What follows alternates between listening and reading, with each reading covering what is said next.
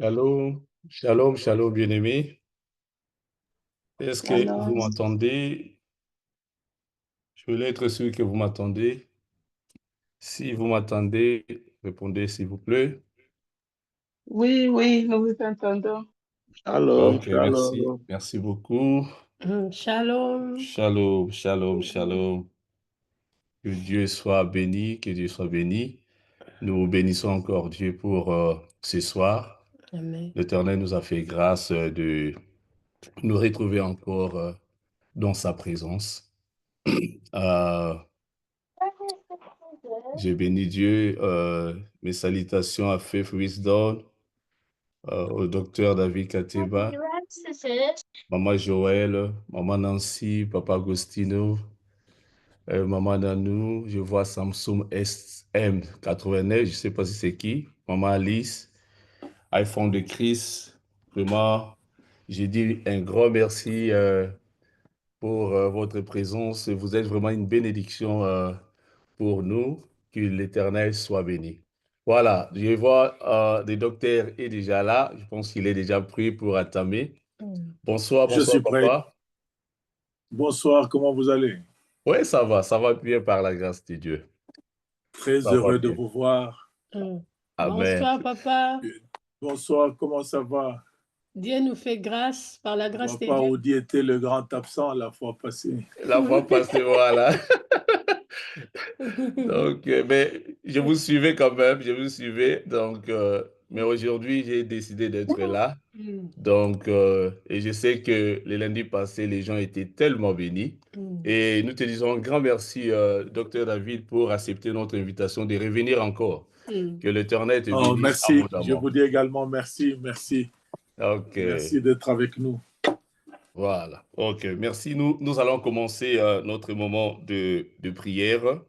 Et avant de commencer, je vais lire un verset et puis nous allons prier pendant quelques minutes et puis nous allons passer la parole au docteur David. Bien-aimés, nous allons ouvrir nos Bibles dans le livre des Psaumes, chapitre 100. Psaume, chapitre 100. Je vais lire rapidement au nom de Jésus-Christ. Alléluia. Volume, s'il vous plaît. Volume. Yeah, Ok, volume. merci. C'est bon maintenant, maman? Oui, oui, c'est bon. Ok, merci beaucoup. Voilà. Je vais lire rapidement dans le livre des Psaumes, chapitre 1er. Je lis: Poussez vers l'Éternel des cris de joie, vous tous habitants de la terre. Servez l'Éternel avec joie, venez avec allégresse à sa présence. Sachez que l'Éternel est Dieu, c'est lui qui nous a fait et nous lui appartenons. Nous sommes son peuple et les troupeaux plutôt de son pâturage. Et j'aime le verset 4, dit: Entrez dans ses portes avec des louanges, dans ses parvis avec des cantiques, célébrez-le, bénissez son nom, car l'Éternel est bon, sa bonté dure toujours et sa fidélité de génération en génération. Alléluia. Bien-aimé, la Bible nous dit, ici le psalmiste nous recommande d'entrer dans la présence de Dieu avec des louanges. Nous devons entrer dans ses parvis avec des cantiques. Nous devons célébrer-le, bénissez son nom. Pourquoi nous devons le faire? Il nous répond au verset 5. Car l'Éternel est bon. Sa bonté dure toujours et sa fidélité de génération en génération. Là où tu es bien-aimé, tu vas prier. Tu vas dire un grand merci à Dieu pour ce moment qu'il nous a donné. Moi, je crois une chose. La Bible nous dit tout ce que nous avons vient de lui. Je crois que la vie que j'ai, je crois aussi que la vie que tu as bien-aimé, je crois que la force que l'Éternel t'a donnée, toutes ces choses plutôt viennent de lui. Alors, bien-aimé, nous allons élever nos voix. Nous allons dire: Seigneur, merci pour cette opportunité que tu nous as donnée de se présenter encore dans ta présence. Et la Bible ajoute que c'est lui qui attire les hommes vers lui. Et je crois que si tu es là, c'est parce que l'Éternel t'a attiré. Ce n'est pas Maman Nanou, ce n'est pas le docteur Kateba, ce n'est pas Papa Rudy. Bien-aimé, c'est Dieu qui t'a attiré. Alors disons un grand merci à ce Dieu-là, élevons nos voix et prions.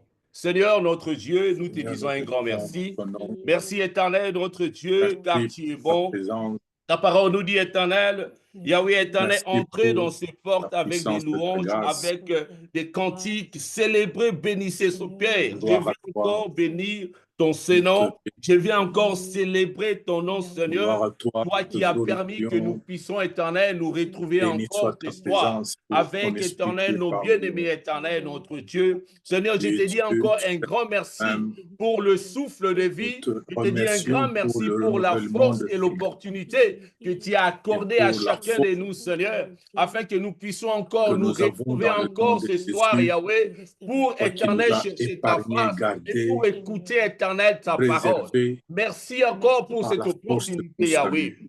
Merci pour Père, ta merci grâce. éternel, notre Dieu, pour ta présence Béni soit éternelle qui ton nom domine au milieu de nous. Ta et parole nous béni dit, soit ton Seigneur, là où autorité deux au ou milieu de trois nous. éternels sont rassemblés à ton nom, tu es là. Béni Oui, soit ton Seigneur, nom, merci Jésus. pour ta présence.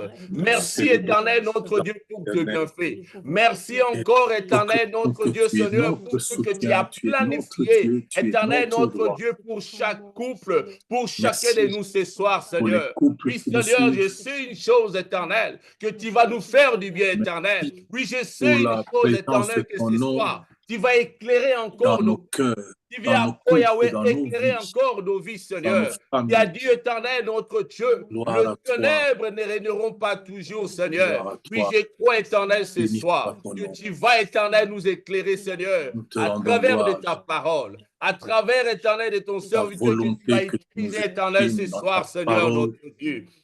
Que et ton pour nom ta soit pensée qui élevé, est que pure. ton nom soit béni. Sois Au nom de glorifié. Jésus-Christ. Alléluia. Oh, gloire à toi, Seigneur. Bien-aimé, nous allons encore prier. Nous allons recommander ces moments entre les mains du Saint-Esprit. Tu vas dire, Saint-Esprit, prends contrôle de toutes choses.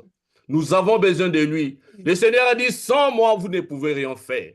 Bien-aimé, tu vas demander que le Saint-Esprit puisse te conduire, que le Saint-Esprit puisse conduire ce moment de prière, que le Saint-Esprit règne et que le nom de Jésus soit glorifié au milieu de nous. Élevons nos voix et prions. Saint-Esprit, nous avons besoin de toi.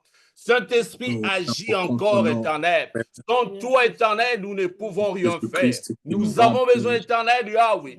Que de ton l'Esprit. esprit Nous avons puisse besoin encore, d'être éternel, remplis. nous Nous conduire. avons besoin Éternel, d'être je secourus, recommande, éternel, soutenus ce moment entre tes par la mains. force Oui, et la Saint-Esprit, puissance éternel, nous nous du soumettons à Saint-Esprit. toi. Oui, Seigneur, nous soumettons Que la nos grâce, volontés à ta volonté. la Oh.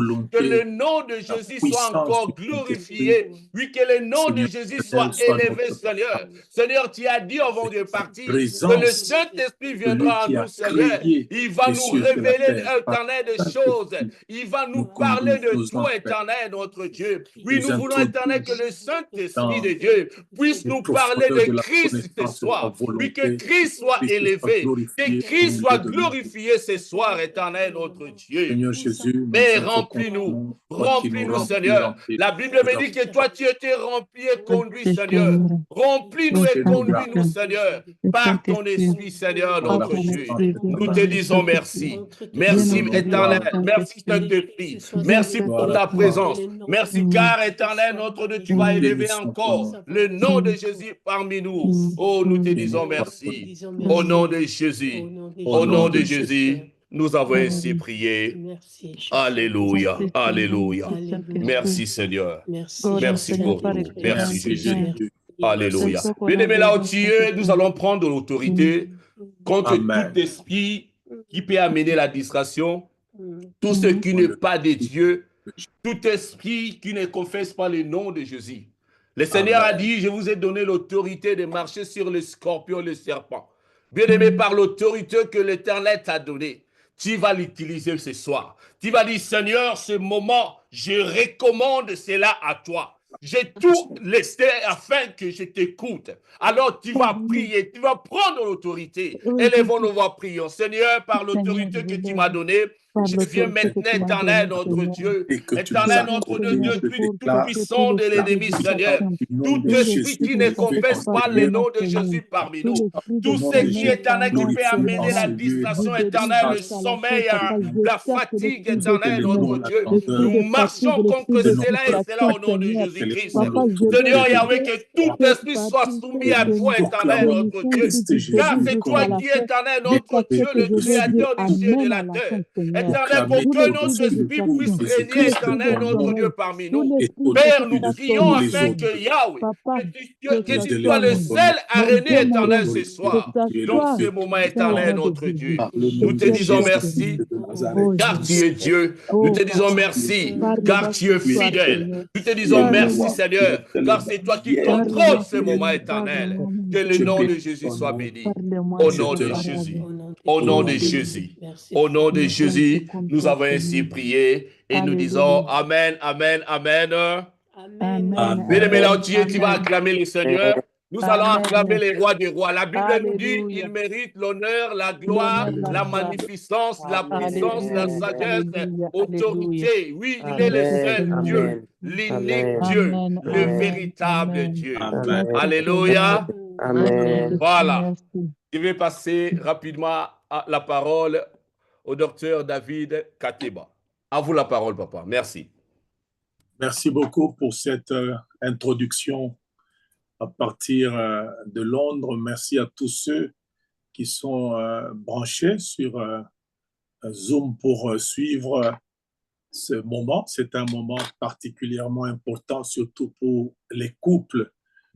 Nous sommes couple en mission et que Dieu vous bénisse de partout où vous êtes. Alors, nous allons reprendre là où nous nous sommes arrêtés la dernière fois. Nous avions commencé à parler sur la lumière sur le modèle divin de couple. Alors, nous avons commencé par là, nous avons défini le couple et qui était cette composition d'un père et d'une mère, d'un homme et d'une femme, mais que cette composition n'avait justement de sens que si elle pouvait être enveloppée dans la présence de Dieu. Dieu est cette corde qui vient sur les deux cordes du couple. Alors, nous allons encore avancer aujourd'hui. Nous allons aller vers la suite. Nous avons défini le couple.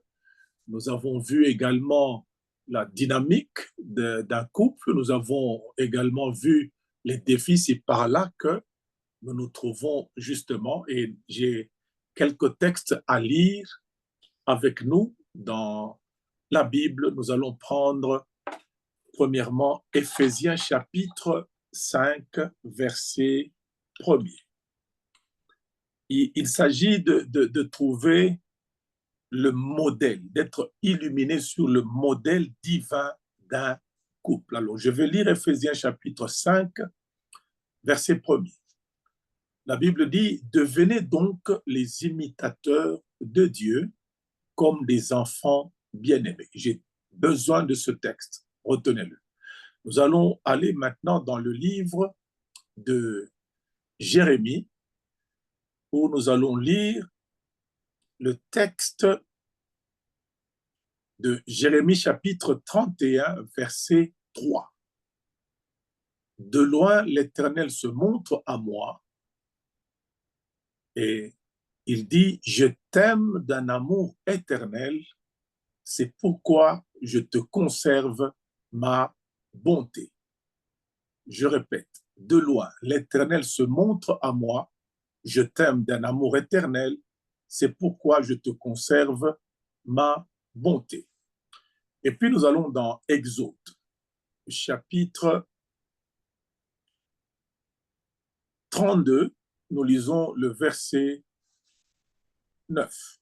L'Éternel dit à Moïse, je vois que ce peuple est un peuple au cou roide, dans d'autres versions au cou raide. Et nous allons aller dans le livre des Nombres, chapitre 23, nous allons lire le verset 21. La Bible dit, il n'aperçoit point d'iniquité en Jacob, il ne voit point d'injustice en Israël. Le tout dernier défi sur lequel nous nous sommes arrêtés, c'était le défi de la création de l'unité dans un couple. La création de l'unité. Premier élément que nous avions dit, l'unité dans une famille, l'unité dans un couple, ça ne se constate pas parce que l'on s'est rapproché, ça se crée intentionnellement et ça se crée en posant des valeurs. Ici, je voudrais rentrer dans le chapitre 5 d'Éphésiens, où l'on nous présente Dieu comme étant un modèle à imiter. La Bible dit, devenez donc des imitateurs de Dieu comme des enfants bien-aimés. Donc, Dieu est un modèle et Dieu est un modèle inspirateur que nous sommes appelés à imiter ou à reproduire. Et en tant que couple, puisque nous sommes fondamentalement et premièrement liés à Dieu, Dieu est le modèle des membres qui forment un couple. Et ce modèle-là est un modèle comportemental, c'est un modèle que chacun de nous devra reproduire pour que le couple puisse parvenir à lever le défi de créer cette unité, cette intimité, parce que c'est dans l'intimité, c'est lorsqu'on réussit à créer l'intimité que l'on travaille justement à cimenter l'unité. Je le répète, lorsqu'on parvient à créer l'intimité, on va cimenter l'unité. La Bible nous présente Dieu dans Ésaïe chapitre 54 comme l'époux d'Israël. C'est Dieu lui-même qui dit, ton créateur est ton époux. En fait, pas simplement l'époux d'Israël, mais bon, si on peut aller un peu beaucoup plus loin, dans le sens large, Dieu est comme un époux pour sa créature que nous sommes. En tant que tel, il faut que les époux puissent voir en Dieu le comportement qu'ils devront afficher pour que leur intimité et leur unité soient consolidées.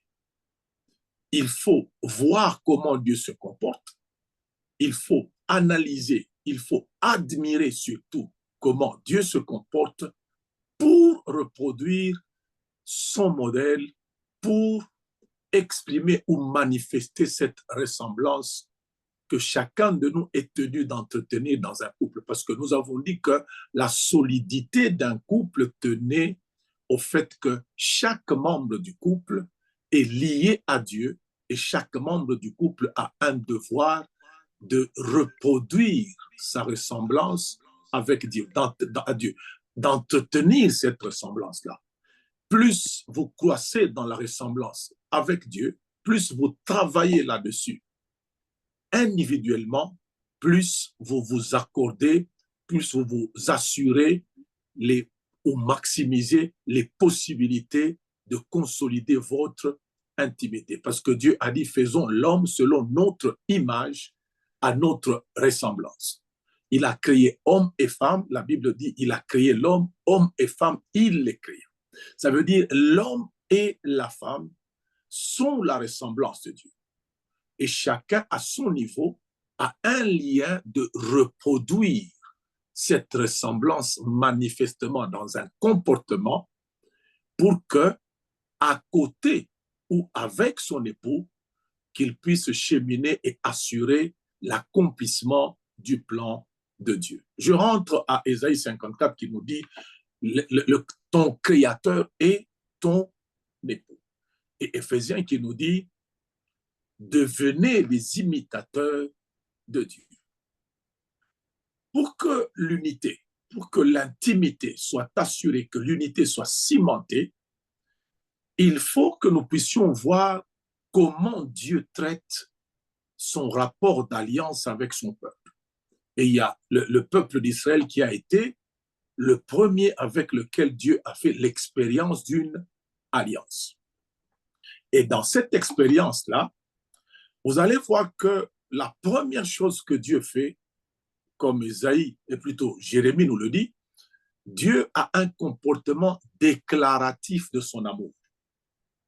Dieu est déclaratif. Dieu, c'est un déclarant de l'amour. il dit à Jérémie, et il le dit de loin, It's nice. je t'aime Nice. It's okay. d'un amour You went éternel. C'est pourquoi je vais te conserver ma bonté. Et il dit de loin. Ça veut dire, s'il parle de loin, il peut être entendu par le public. Il n'est pas dans une intimité, il n'est pas en chambre, il n'est pas dans une maison ou dans 4 murs, mais ils sont dehors. Et c'est à partir de là, de dehors, qu'il déclare l'amour à Jérémie. Notez déjà que dans son comportement en tant qu'époux, dans son comportement en tant qu'allié, en tant que quelqu'un qui forme un couple avec quelqu'un, qui est en alliance avec quelqu'un, Dieu est un Dieu déclaratif de l'amour. Ça veut dire les époux que nous sommes, dans le couple que nous sommes, que nous formons plutôt, nous devons afficher, adopter un comportement déclaratif de l'amour. Là, nous allons voir justement la puissance de la déclaration. L'amour déclaré, qu'est-ce que ça peut créer? Si Dieu est déclaratif d'un amour en public, parce qu'il déclare de loin, s'il déclare de loin, Jérémie entend, et ceux qui sont avec Jérémie peuvent également entendre. Dieu n'a pas honte d'exprimer publiquement son amour. Si un amour est déclaré publiquement, ça veut dire que cet amour ne souffre pas en intimité. Si l'amour commence à souffrir des déclarations publiques, si les époux ont difficile à afficher manifestement leur amour en public, cela dénote, cela est une preuve que l'intimité est déjà entamée dans ce couple-là. Et ici, j'aimerais vraiment nous appeler, hein, ça ce n'est pas, je ne suis pas en train de nous diminuer, de nous mépriser, non. Dans notre culture africaine, nous avons un comportement souvent non déclaratif. Nous avons honte en public d'afficher notre amour. Nous avons honte en public de manifester ou de montrer que nous aimons, que nous sommes alliés à notre partenaire.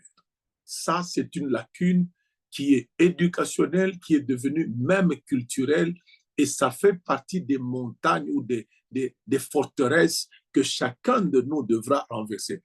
Vous savez, lorsque nous entrons en Christ, chacun de nous doit savoir que les grandes batailles de transformation de sa personne se jouent à partir de l'héritage culturel. C'est ça que la Bible appelle la vaine manière de vivre héritée des pères. Là, c'est l'apôtre Paul qui en parle. Si déjà les Juifs eux-mêmes, qui avaient alliance avec Dieu, avaient des vaines manières de vivre héritées de leur père, que dire de nous, dont les ancêtres n'avaient pas l'alliance qu'Israël avait avec Dieu? Ça veut dire, si Israël a déjà des choses dont il doit se débarrasser pour qu'il puisse mettre son esprit, mettre sa relation avec Dieu en ordre, que dire de nous? Nos cultures n'ont pas été des cultures qui ont favorisé cet aspect déclaratif, cet aspect de manifestation publique de l'amour. Il y a des effets, il y a des impacts, il y a des, si on peut dire, des interactions entre l'amour déclaré en public et l'amour vécu en privé. Lorsque l'amour est réussi en privé, on est porté à donner du ton en public. On est porté à pouvoir exposer cette réussite en public. Et lorsque l'amour est déclaré en public, ça crée une atmosphère qui va avoir des retombées sur l'intimité privée. Celui qu'on aime en public, celui dont on manifeste l'amour en public, se sent regardé, se sent motivé, se sent pris avec beaucoup de valeur, et en privé, il peut donner de son meilleur. Et lorsque vous donnez de votre meilleur en intimité privé, vous allez épanouir davantage l'autre. Donc, regardez comment Dieu travaille de loin, donc en public. Extérieurement, il déclare de son amour à Jérémie. Il n'a pas honte de le déclarer en public. Il n'a pas honte de le dire de loin. Et lorsque l'amour est déclaré de loin, c'est pour rapprocher celui à qui on déclare l'amour. La plupart des gens ont tendance à aller vers les personnes qui leur déclarent de l'amour. Et le fait que dans nos cultures, dans nos comportements, la déclaration de l'amour est plutôt de l'amour est rare, elle se raréfie, nos enfants nous échappent aussi parfois de ce côté-là. Lorsqu'ils entendent les je t'aime d'ailleurs et qu'ils ne les entendent pas dans la maison, ils ont tendance à aller là où ils entendent les je t'aime. Mais lorsque dans une maison, cette déclaration existe, la création de l'atmosphère de motivation est entretenue par cette déclaration. Les gens ont tendance à se faire confiance, les gens ont tendance à cimenter leur intimité. Donc, regardez comment Dieu travaille. C'est un Dieu déclaratif, c'est un Dieu qui n'a pas honte de loin de déclarer son amour à la personne qu'il aime. Et il dit, je t'aime d'un amour éternel, et il dit, je te conserve ma bonté. Et ici, il faudrait comprendre que l'amour n'est pas simplement le sentiment que nous ressentons, mais l'amour, c'est plus notre engagement résolu à nous donner pour le meilleur de celui que nous aimons. Je répète, l'amour, c'est notre engagement résolu que nous déclarons à donner de notre meilleur pour épanouir l'autre. Et vous allez voir justement que lorsque nous prenons le comportement de Dieu, lorsque nous adoptons la manière de faire de Dieu, si ça se retrouve dans l'un comme dans l'autre, nous allons avoir une sorte d'explosion de notre intimité, de notre unité, plutôt nous allons bien cimenter notre unité, il va y avoir explosion du bonheur dans l'intimité. Dans l'amour de Dieu, on n'est pas à la recherche de son propre bonheur. L'amour de Dieu est exprimé ainsi. Il y a plus de bonheur à donner qu'à recevoir. C'est ça que l'apôtre Paul dit dans Actes, les propres paroles du Seigneur. Il y a plus de bonheur à donner qu'à recevoir. Ça veut dire, dans un couple, lorsque vous investissez à aller donner du bonheur sans attendre que l'on vous le donne, mais vous êtes missionnaire, donateur d'un bonheur, et que de l'autre côté, votre partenaire se comporte de la même manière, chacun venant donner à l'autre le bonheur, c'est là qu'il y a explosion. C'est là que l'intimité va s'approfondir et l'unité va se cimenter, se bétonner davantage.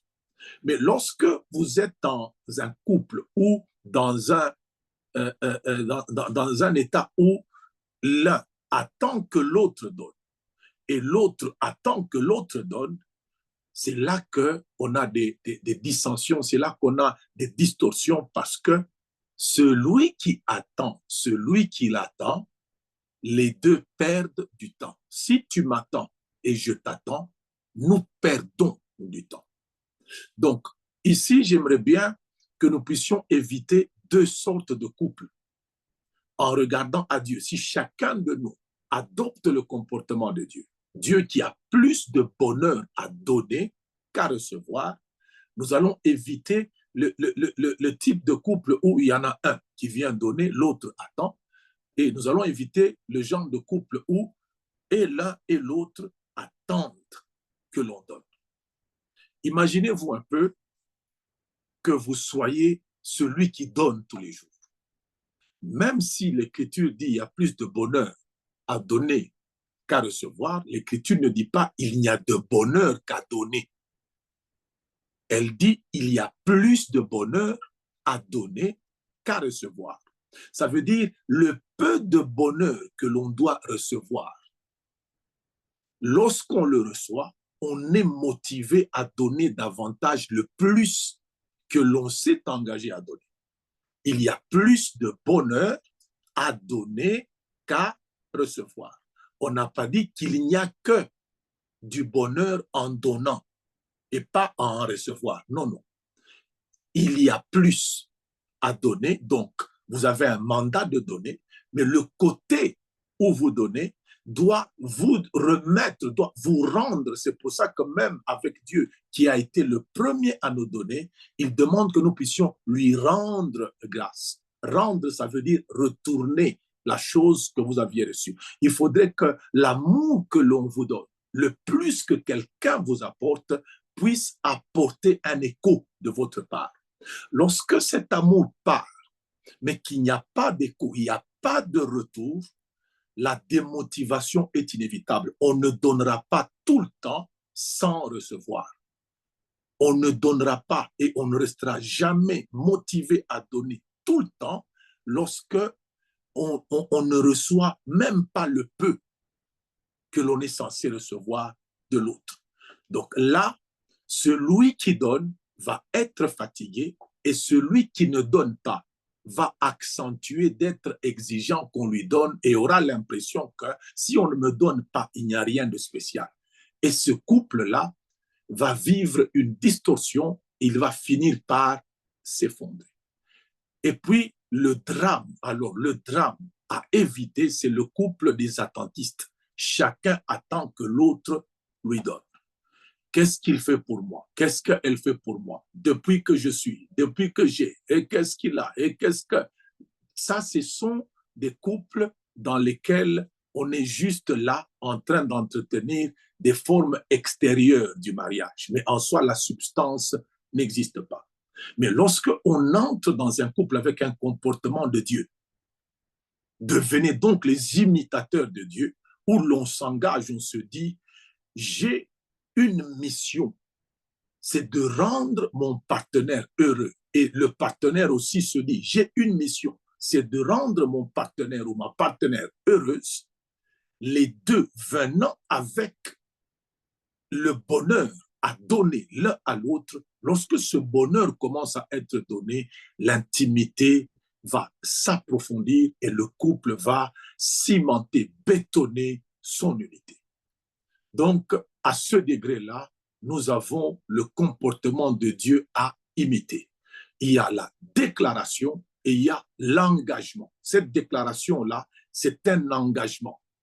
Ce n'est pas que l'on sent tout le temps que l'on aime, mais on sait à chaque instant qu'on aime. L'amour, engagement fonctionne avec le savoir, il ne fonctionne pas avec le sentiment. Le sentiment peut flotter.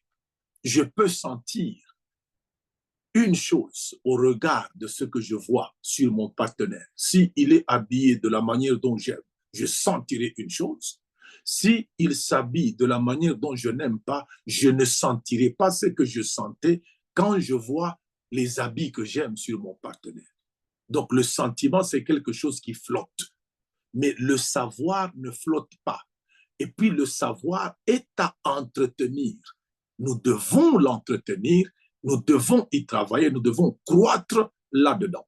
J'aimerais bien que chacun de vous, ça sera même après la réunion, allez lire Jean 17 vers la fin. Je crois que c'est vers le verset 33 où Jésus dit « Je leur ai fait connaître ton nom et je le leur ferai connaître encore afin que l'amour dont tu m'as aimé soit en eux et que je sois en eux. » Il dit « Je leur ai fait connaître et je le leur ferai connaître encore afin que l'amour dont tu m'as aimé soit en eux. » Ça veut dire pour que l'amour dont le Père a aimé Christ entre en nous, c'est la connaissance qui fait passer cet amour-là. C'est pour ça que lorsque vous travaillez avec l'amour connaissance, lorsque vous travaillez avec l'amour savoir, vous transmettrez facilement à l'autre le bonheur. Mais si vous travaillez avec l'amour sentiment, lorsque le sentiment, je crois que Maman nous a donné le texte, ça doit être 26, lorsque vous lisez plutôt, lorsque vous travaillez avec l'amour-sentiment, merci beaucoup maman, lorsque vous travaillez avec l'amour-sentiment, je disais, cet amour est flottant. Quand vous sentez que vous êtes au bas des sentiments, vous risquez d'être démotivé à ne pas donner. Mais lorsque vous travaillez avec l'amour-savoir, vous savez que vous êtes en mission, vous savez que vous aimez et que votre mandat, c'est de donner du bonheur à l'autre, comme Dieu est dans un mandat à donner du bonheur à l'autre, vous n'allez jamais suivre le rythme des sentiments. Même si les sentiments sont au bas, vous saurez que même si je ne me sens pas dans ce sentiment fort que je sentais lorsque j'étais fiancé, je sais que je suis marié et je dois donner du bonheur à mon partenaire, à ma partenaire. Donc Dieu est engagé ici, il dit, je t'aime d'un amour éternel et il ajoute, je te conserve ma bonté.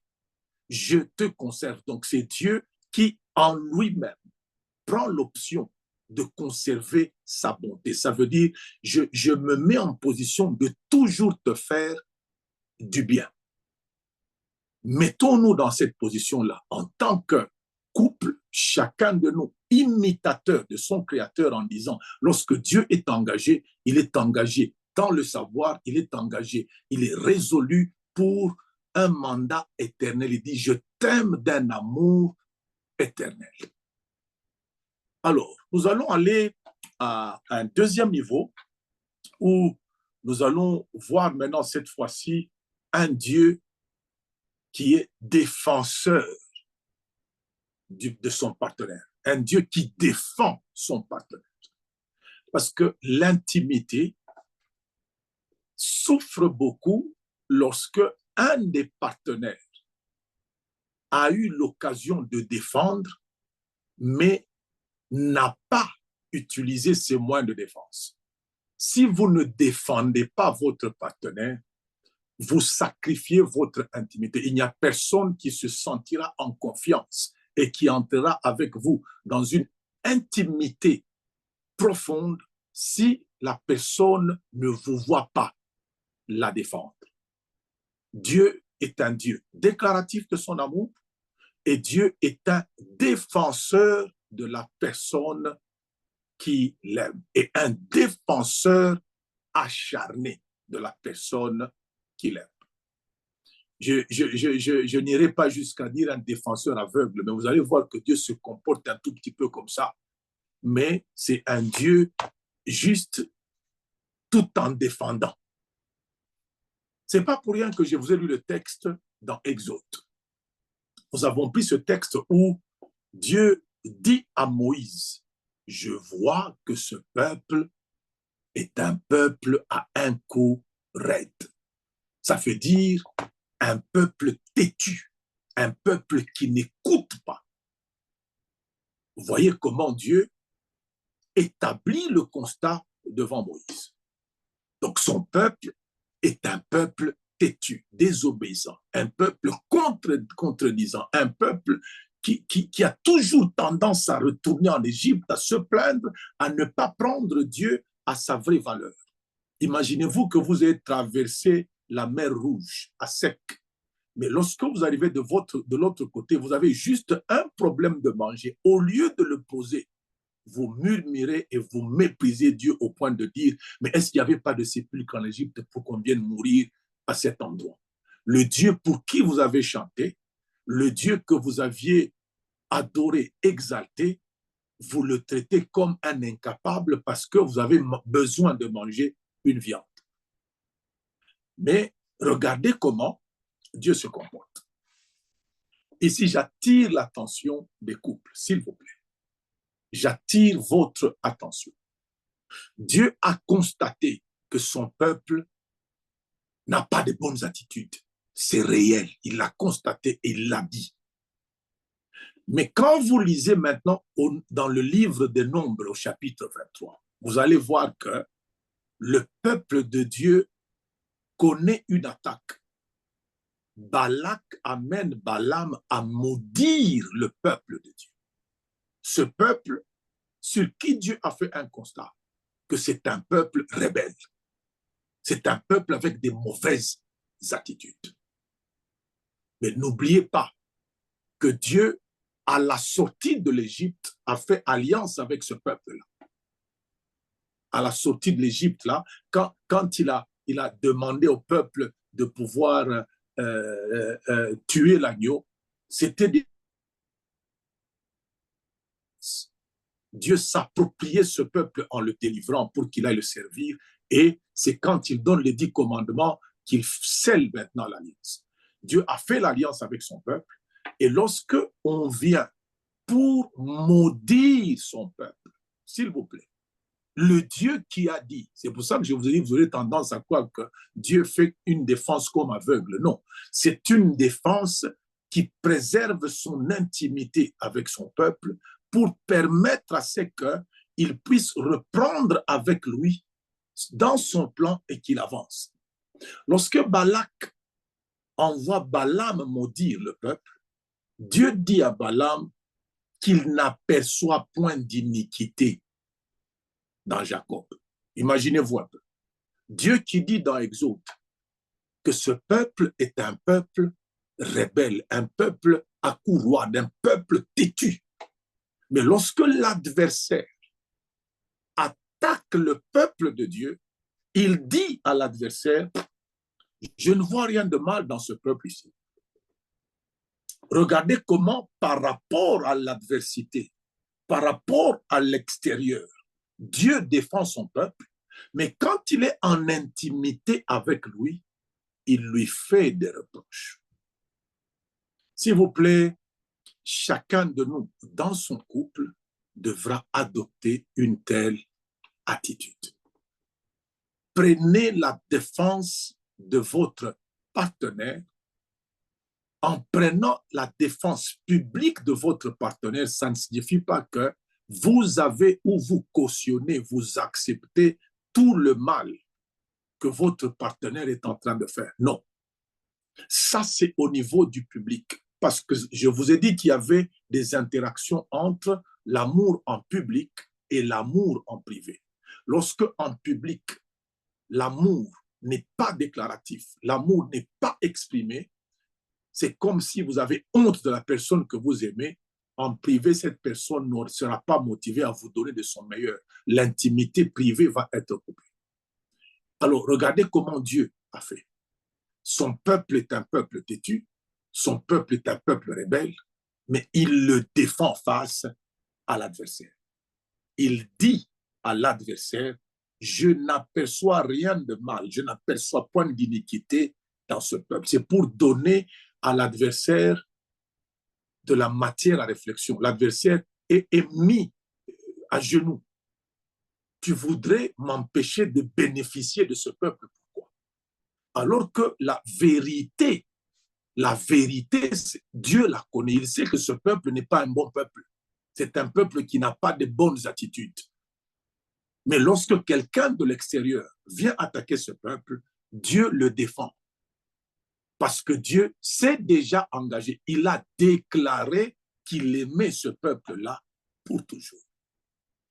Est-ce que nous avons un modèle de défense de notre partenaire? N'exposons pas notre partenaire.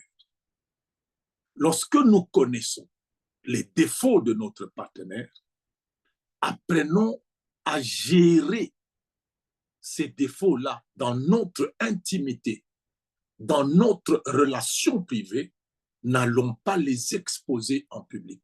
Quelle est la conséquence de rater, de défendre ou de ne pas défendre ou de manquer de système de défense dans un couple?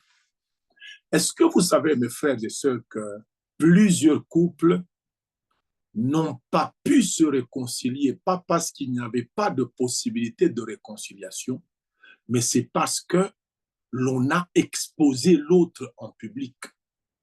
L'on a vendu l'autre à sa famille. L'on a vendu l'autre à ses amis. L'on a vendu l'autre à ses voisins. L'on a mal parlé de la personne. Lorsque vous avez exposé votre partenaire auprès de vos amis, auprès de votre famille, vous avez stigmatisé tous ses défauts. Vous l'avez dépeint comme étant une personne invivable, une personne qui est ceci, qui est cela, et que vous devrez retourner à recomposer avec la même personne ceux à qui vous aviez mal parlé de votre partenaire ne vont pas vous regarder comme sage, ils vont vous regarder comme contradictoire. Maintenant, le vrai problème, c'est quoi? Vous avez d'un côté, au fond de vous, vous savez que vous aimez votre partenaire, mais votre bouche l'a exposé, votre bouche ne l'a pas défendu, votre bouche l'a livré. Votre cœur sait qu'il aime, mais votre bouche n'a pas défendu, vous l'avez exposé. Maintenant, par honte, pour que l'on ne vous voie pas, pour que vous ne soyez pas pris pour insensé, pour contradictoire, vous êtes obligé de continuer à prendre une position rigide contre votre partenaire parce que vous aviez dit aux gens que cette personne n'était pas bonne, que votre choix en fait n'était pas bon. Vous avez sacrifié votre choix. Mais lorsque le cœur va vous dire, n'est-ce pas que tu sais que tu aimes la personne, ça devient difficile pour vous de rentrer puisque les gens vont dire, mais tu n'es pas normal, tu nous as présenté cette personne comme étant invivable. Comment est-ce que tu veux encore rentrer là-dedans? C'est ça qui fait que plusieurs couples, par honte, il y a des gens par honte, parce qu'il a exposé son couple, il a exposé son partenaire, ne donnent plus de possibilité de réconciliation. C'est parce que il ne voudrait pas qu'il soit mal regardé. Elle ne veut pas qu'elle soit mal regardée par ceux à qui elle a vendu son couple. Et des gens se sont séparés ainsi alors qu'il y avait possibilité de rentrer. Dieu ne se sépare pas de son peuple comme ça parce qu'il a constaté que son peuple est un peuple rebelle. Lorsqu'on attaque son peuple, Dieu sait que j'ai un plan. Donnons-nous du temps, avançons. Et puis qu'on se dise la vérité. Ne prenez jamais, alors jamais, l'option de pouvoir insulter votre partenaire. Et éliminez cette histoire-là, s'il vous plaît, de votre langage, parce que insulter votre partenaire, c'est insulter votre propre intelligence, c'est insulter votre propre choix. Faites le constat qu'il y a certaines choses qui ne sont pas bonnes dans votre partenaire que vous ne connaissiez pas, mais gardez votre mandat d'aimer en disant « Nous deviendrons un jour une seule chair ». Il y a encore du temps, donnons-nous du temps, surtout lorsque votre partenaire ne manifeste pas des défauts de type fondamental comme adultère, impudicité. Ça, ce sont des choses, quand vous lisez Éphésiens chapitre 5, vous allez voir en descendant, à partir du premier verset, lorsque vous descendez, à un moment, l'apôtre Paul dit, il parle d'impudicité, il dit que ces choses ne soient même pas nommées au milieu de vous. Ça veut dire, pour qu'un couple soit solide, il y a certaines choses qui sont censées ne jamais exister. On ne doit même pas avoir un débat autour de ces choses-là. Surtout lorsque nous parlons des couples des croyants. Ici, j'aimerais insister sur un élément. S'il vous plaît, le mariage est sacré, il ne réussit qu'au consacré.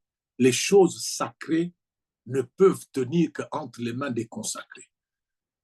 Le mariage est avant tout spirituel et il ne tient qu'aux hommes et aux femmes spirituelles. Il faut faire très attention à avoir une vision très limitée du mariage. Il ne faut pas penser que le mariage est égal à sa consommation. Le mariage se consomme physiquement, mais le mariage est avant tout spirituel. Lorsque Dieu a commencé les affaires du mariage, il a commencé dans Genèse chapitre 1er. Il parle de faisons l'homme selon notre image. Il les créa à son image. Hommes et femmes, il les créa. Là, nous ne sommes pas dans Genèse 2.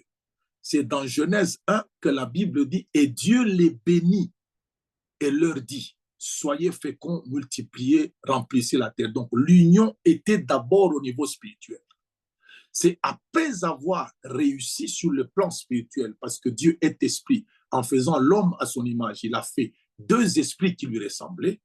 C'est après avoir béni les deux esprits, masculin et féminin, qu'il a commencé par manifester au jardin l'homme masculin physiquement. Et cet homme-là manquait de sa femme qui était restée en esprit. C'est pour ça que Dieu lui-même constate qu'il n'est pas bon que l'homme soit seul. C'est qu'il y avait déjà eu mariage en esprit. Il fallait que ce mariage-là puisse se concrétiser dans le jardin. C'est pour ça que Dieu a amené Ève en tirant de la côte. Et ce qui s'est passé au ciel au niveau spirituel a été reproduit dans le jardin au niveau physique. Donc le mariage, c'est quelque chose de spirituel qui ne réussit qu'au spirituel. La combinaison charnelle-spirituelle fait des problèmes. La combinaison charnelle-charnelle, c'est énormément de problèmes. La combinaison idéale, c'est la combinaison homme spirituel et femme spirituelle. Le mariage, c'est pas quelque chose, si je peux, permettez-moi le terme, parler un peu de manière terre à terre. Le mariage, c'est pas pour les Corinthiens, c'est pour les Éphésiens. Les Corinthiens, c'est des hommes charnels, comme la Bible dit. Je vous parle comme à des enfants en Christ. Il y a parmi vous de l'impudicité telle que ça n'existe même pas chez les païens. Vous voyez un peu. Le mariage, c'est les Éphésiens où on commence à parler à des hommes spirituels. On leur dit, voilà les recommandations. Marie, aimez vos femmes. Femmes, soyez soumises et tout ça. Ça, ce sont des hommes spirituels. Donc, soyez éphésiens par rapport au mariage. Soyez spirituels, si je peux le dire ainsi. Alors, je rentre au système de défense parce que ce sont ces deux choses-là que nous sommes en train de voir aujourd'hui, le niveau déclaratif et le niveau défensif. Dieu est défenseur, Dieu est déclarant. Dieu défend celui qu'il aime, Dieu déclare son amour, Dieu s'engage et lorsqu'il s'engage, il va jusqu'à défendre une personne comme s'il ne voit pas le mal de la personne. C'est devant les gens que Dieu fait comme s'il ne voit pas. Mais lorsqu'il entre en intimité, il sait dire à son partenaire, tu es ceci, tu es cela. Apprenons à nous dire des vérités en toute douceur, en tout amour, pas pour nous blesser, pas de manière insultante, pas pour chercher raison que moi j'ai raison, tu vois, je te connais. Non, non. C'est pour que nous puissions faire le constat de notre amélioration. Notre couple doit durer toute la vie. Notre couple doit s'épanouir. Notre couple ne doit pas connaître de rupture.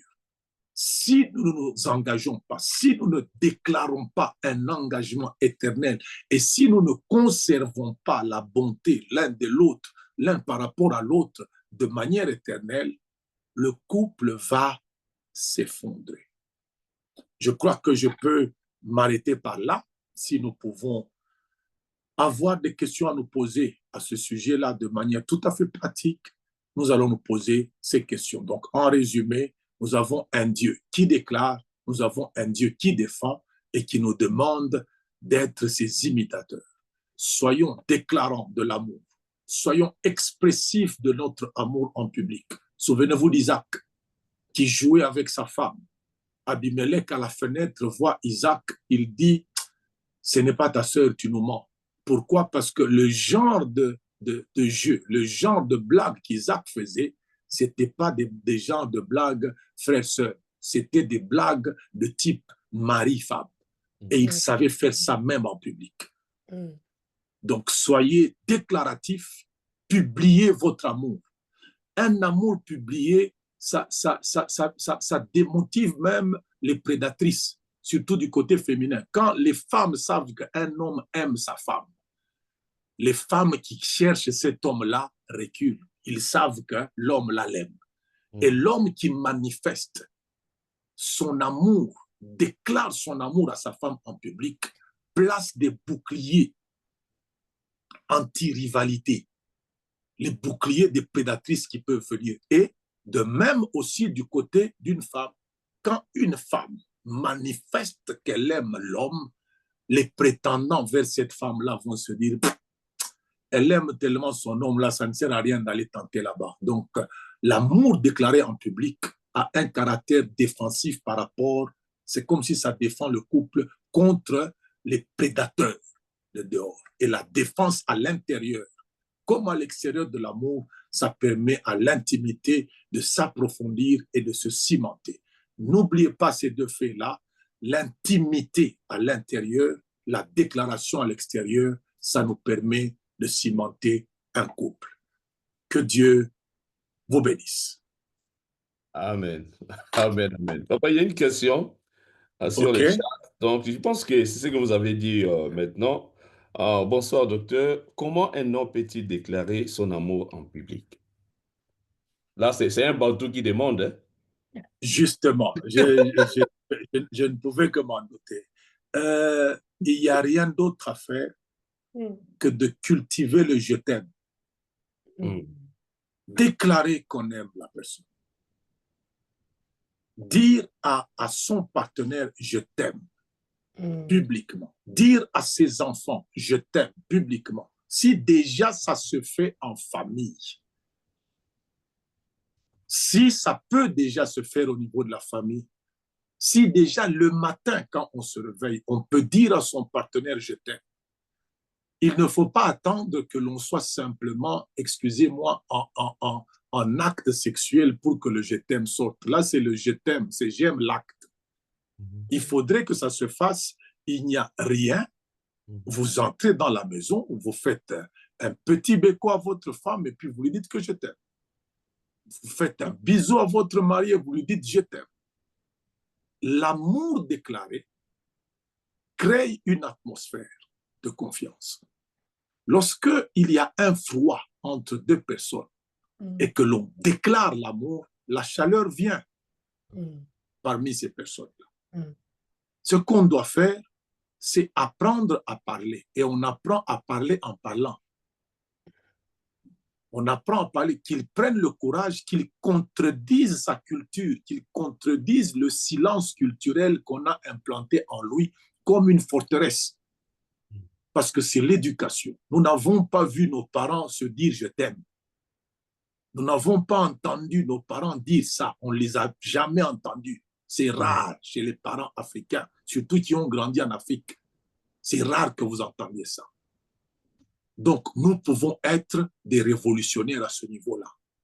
Regardez même lorsque nous devons nous dire au revoir à l'aéroport.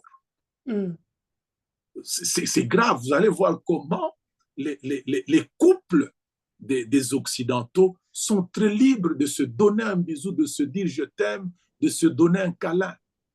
Mais quand vous regardez chez nos amis africains bantous, OK, nous allons nous revoir, hein? OK, parti. C'est le bail que l'on fait comme si on était dans un match de football. Si nous pouvons accepter d'être des agents de cette révolution-là, c'est en forgeant qu'on devient forgeron, disent les Français. Donc, c'est ça que je peux un peu demander à notre frère, qu'il apprenne en le faisant, qu'ils n'attendent pas seulement quand ils vont se retrouver à deux en chambre, mais qu'ils le fassent au salon, qu'ils déclarent ça même à l'extérieur. Il peut sortir avec son partenaire, sa partenaire et dire, bon, voilà, allons faire un tour en sautant, je t'ai fait sortir pour te dire que je t'aime. Amen. OK, merci beaucoup, docteur. Deuxième question Merci rapidement. beaucoup. Deuxième question sur le chat. Bonsoir, pasteur. Comment faire ou gérer un conjoint qui expose souvent son partenaire en public? Il ne faut pas faire comme lui. Et je pense qu'en faisant la remarque, la Bible dit que votre douceur soit connue de tous.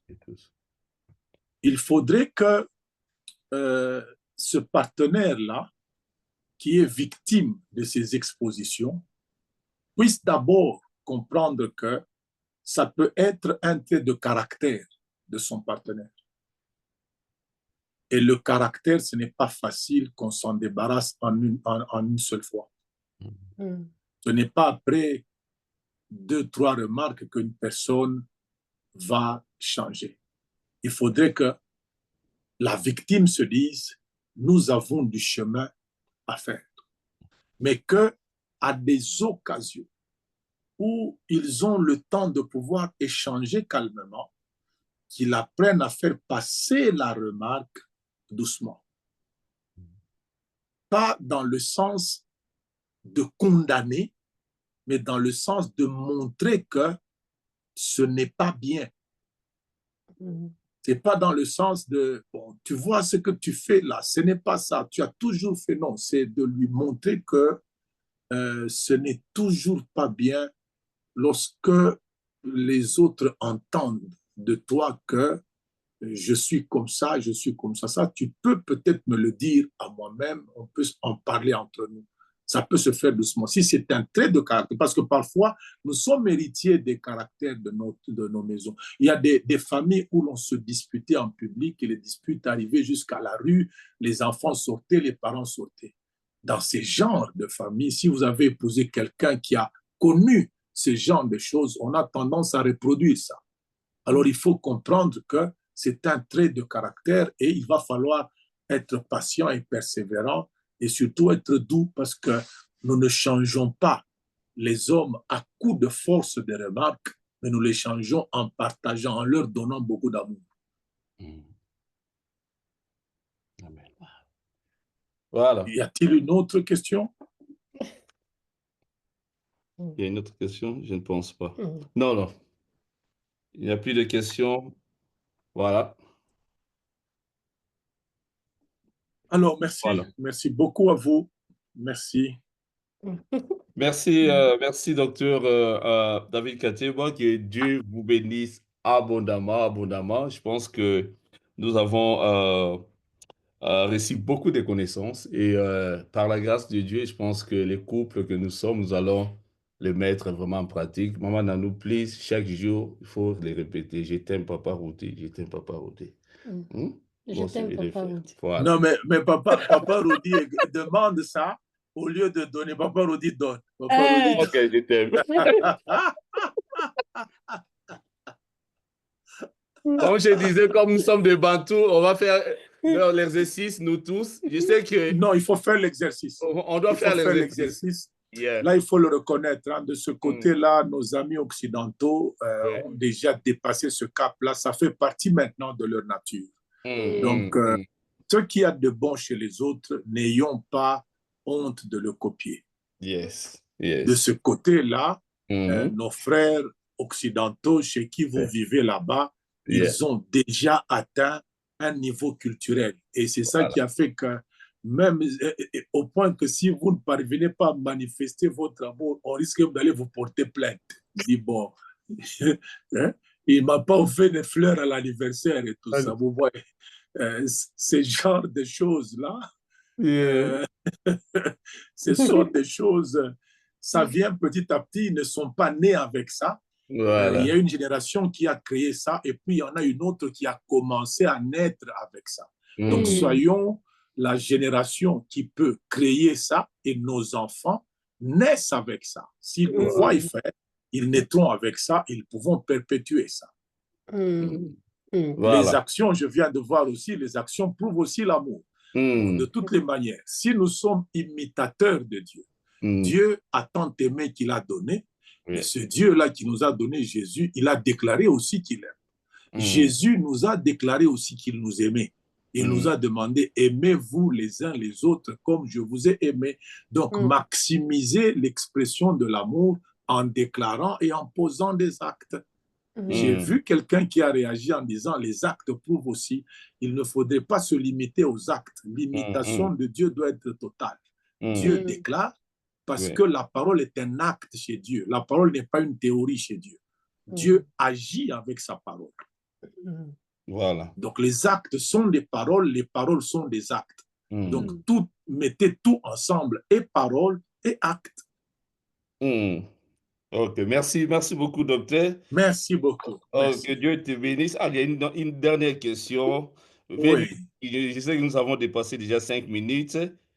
Okay. What if you make a mistake already to your partner? How do you correct that, please? C'est-à-dire, si vous avez déjà fait une erreur.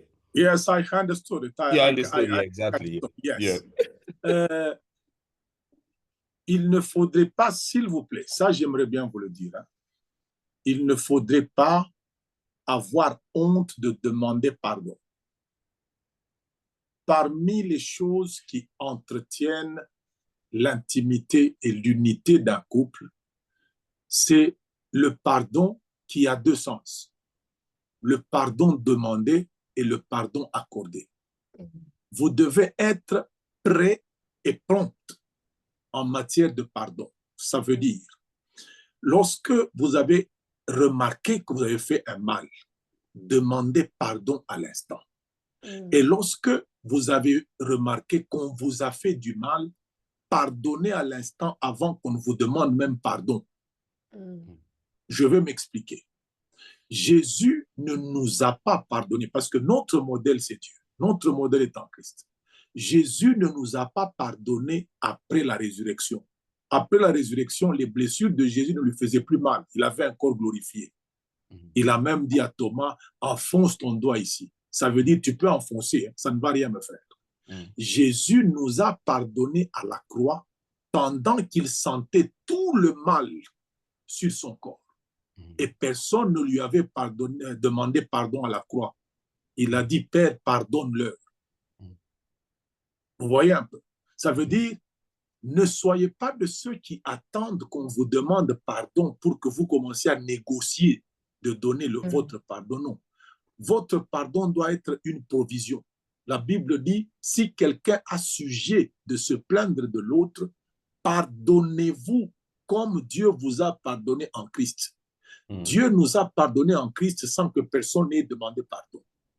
C'est lorsque nous venons confesser notre péché que les effets du pardon entrent en vigueur. Mais le pardon est déjà là. C'est une provision.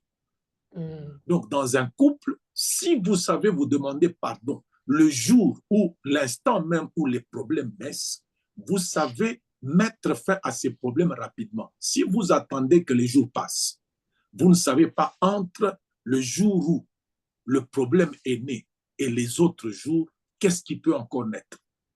Un problème qui n'a pas été résolu par le pardon, c'est comme un plat qui commence à bouillir.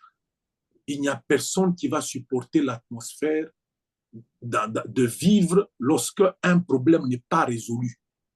J'espère que vous me comprenez de ce côté-là. C'est pour ça que la Bible parle de que le soleil ne se couche pas sous ta colère. Ça veut dire, ne laisse pas une seule journée passer sans avoir résolu les problèmes de couple que vous pouvez avoir.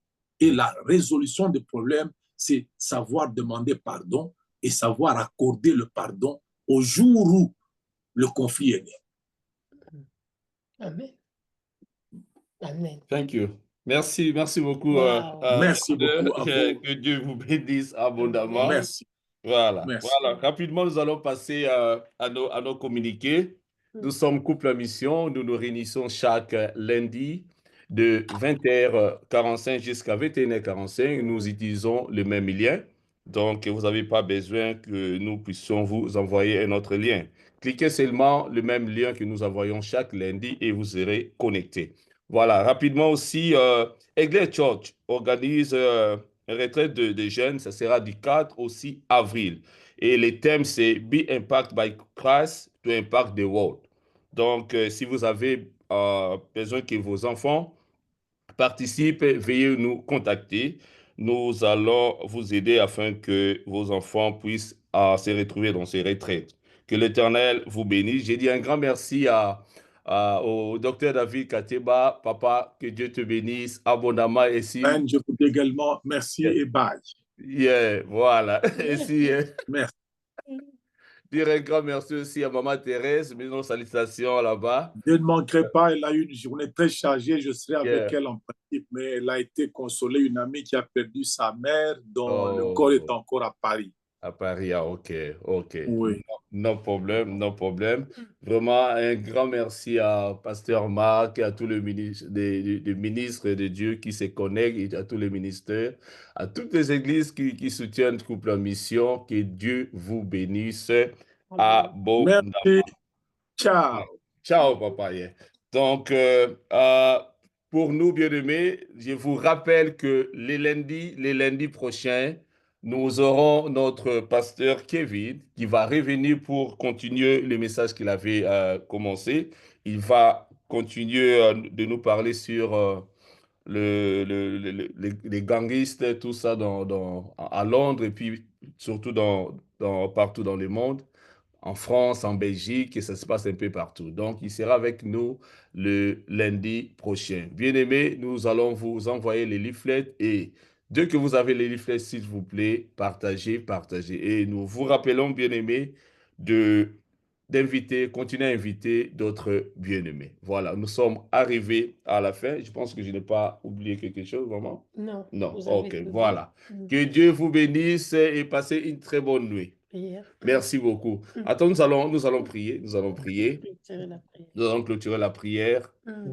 Bien-aimé, là où tu es, tu vas prier. Tu vas dire un grand merci à Dieu. Tu vas recommander tout ce que l'Éternel nous a parlé ce soir, que l'Éternel nous aide afin que nous puissions les pratiquer. Prions. Seigneur, notre Dieu, nous te disons un grand merci. Merci, Éternel, notre Dieu, pour cette grâce.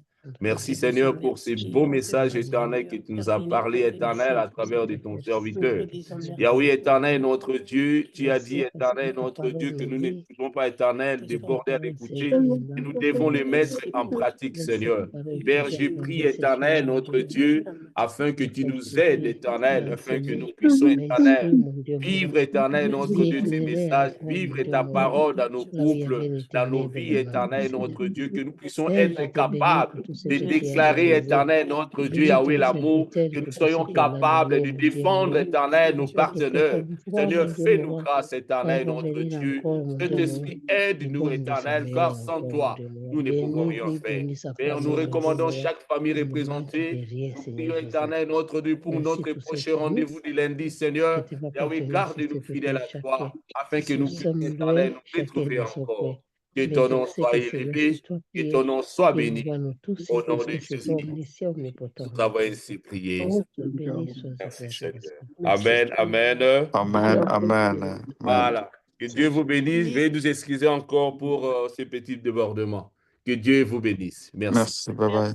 Bye bye. Merci. Bye. Bye. Bye bye. Bye. Bye. Bye.